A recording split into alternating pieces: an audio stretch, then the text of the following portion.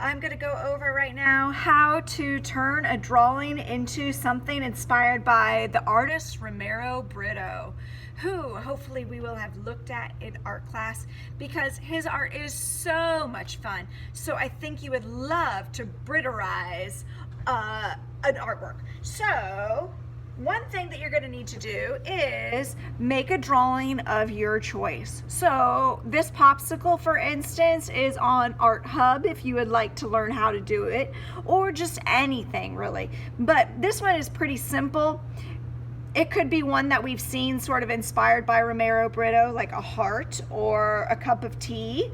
And you're going to need markers, crayons, and I forgot, but I've got one here, my trusty ruler.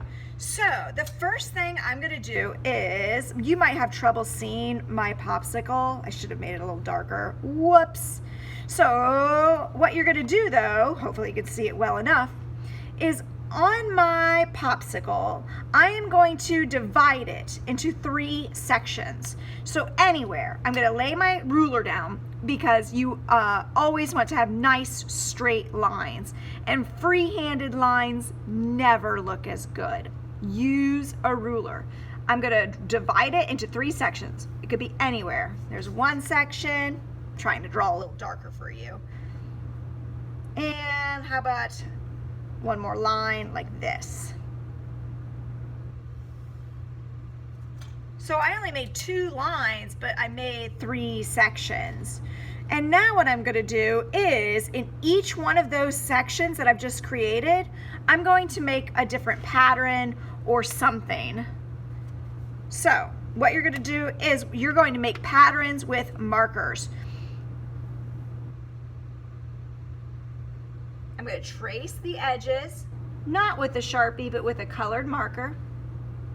And I can make a different type of pattern. So for instance, I could make stripes, in which case I'm still going to use my ruler.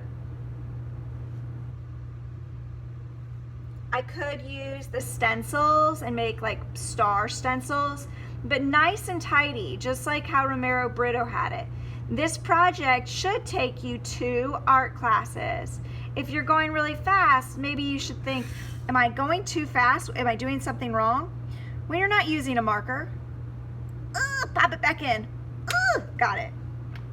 And you're going to need the crayons, because whatever color you use, you need to color it in with the crayon. You see how I used a red marker, and now I'm using a red, what is this? Crayon. Huh. Okay, friends. So I'm going to go a little faster.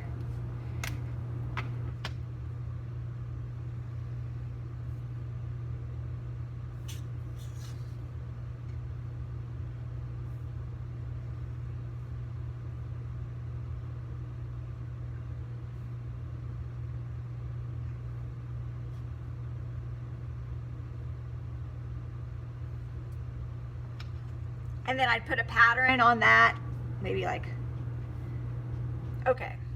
I hope you can tell I'm rushing, and so my patterns aren't as thoughtful as they could be. If an artwork is worth doing, it's worth doing right. And then what color should I color that in with? I hope you said blue.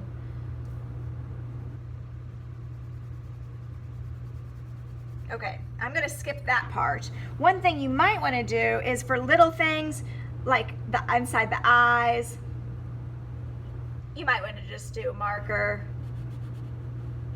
I know I have a Sharpie here, but that's for the black of the eyes. I want it really nice and black. You can fill up the whole paper, not just this popsicle. I plan on filling this bad boy with all kinds of stuff. Lots of patterns. Don't forget about crayons. They're really fun. You can make them dark or light. When you do that, you're adding value. So let me fill in my shapes. All right, everybody.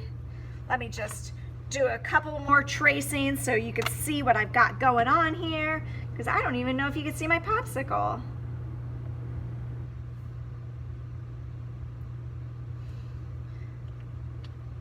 I'll put patterns in it in a minute.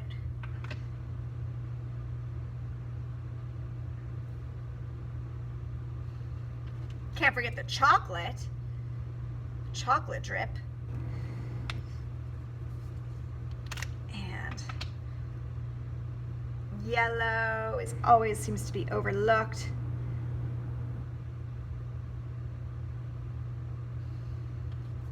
All right, everybody. I'm going to continue to have fun with mine, and I hope to show you if not finished, a more finished version when I see you in class. All right, friends. Happy arting today.